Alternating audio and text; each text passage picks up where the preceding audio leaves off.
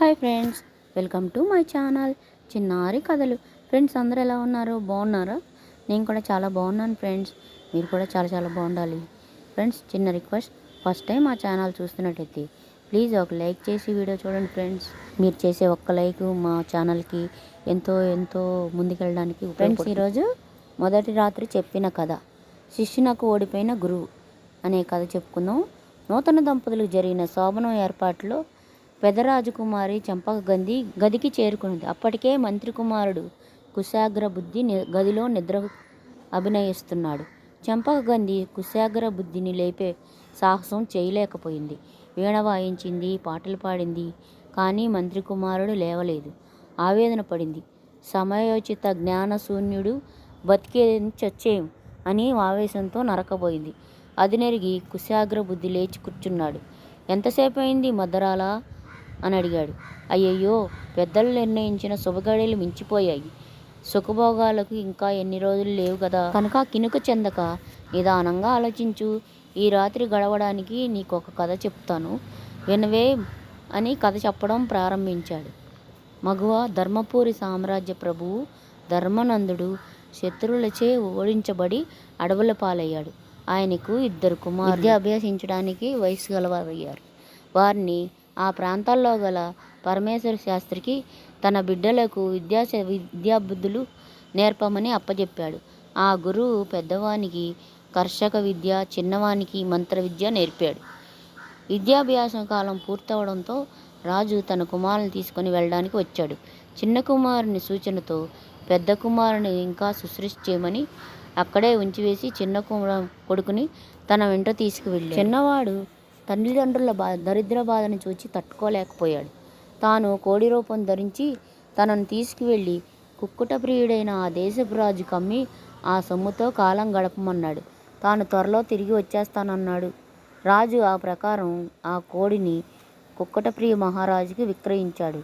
మరికొంతకాలానికి తల్లిదండ్రుల పరిస్థితి మామూలుగా దుర్భర స్థితికి రావడంతో చిన్న కుమారుడు గుర్రంగా మారి తనను పలానా రాజుకి అమ్మమని అశ్వారూఢ ప్రియుడైన తన కుమారుని కొరకు ఎంత వెలకైనా కొంటాడని తను గుర్రంగా మారాడు. రాజు ఆ గుర్రాన్ని తన కుమారుడు చెప్పిన రాజుకు విక్రయించాడు. ఆ రాజు గుర్రం బాగోగులు పరిశీలించుటకు పరమేశ్వర శాస్త్రిని పిలిపించాడు.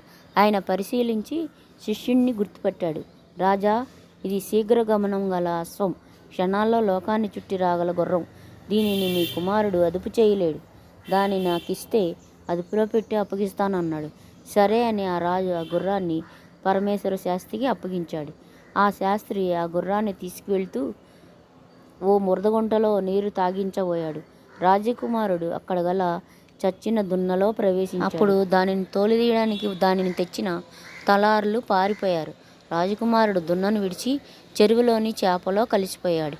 అక్కడ గల వాళ్ళని చేపలు పట్టుకోమని పురిగొలిపాడు శాస్త్రి.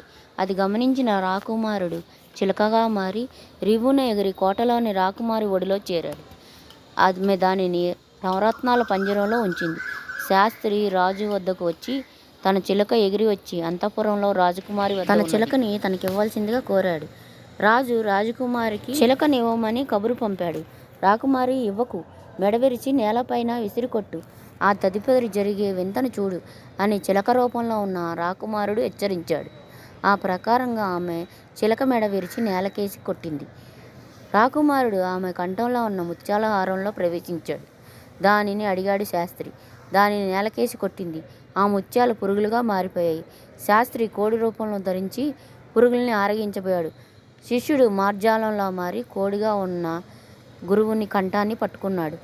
శరణన్నాడు. ఓడిపోయినని ఒప్పుకున్నాడు. గురు శిష్యుల మధ్య సఖ్యత కలిగింది. పెద్దవాడిని విద్యావంతుణ్ణి చేశాడు. శత్రువులను తరిమి రాజ్యాన్ని ఆక్రమించుకున్నారు. అందరూ ఎంతో ఆత్మీయంగా అనురాగంగా జీవించారు అని కథని ముగించాడు కుశాగ్ర బుద్ధి. విన్నావు కదా రాకుమారి, నీవు అట్టివాడిని వివాహం చేసుకోవాలి. తెల్లవారుతుండడంతో ఎవరి వసతికి వారు వెళ్ళిపోయారు. ఫ్రెండ్స్, కథ నచ్చిందా? నచ్చితే ప్లీజ్ ఒక కామెంట్ చేయండి ఫ్రెండ్స్. ఏదో ఒక చిన్నదో పెద్దదో, బాగుందా బాగాలేదా, ఏదో ఒక కామెంట్ చేయండి ఫ్రెండ్స్. కామెంట్ చేయండి, లైక్ చేయండి, షేర్ చేయండి, సబ్స్క్రైబ్ చేయండి. సబ్స్క్రైబ్ చేసిన పక్కనే ఉన్న బెల్ గంట నొక్కండి ఫ్రెండ్స్. మా నోటిఫికేషన్స్ అన్నీ మీకు వస్తాయి. ఉంటాను, బాయ్.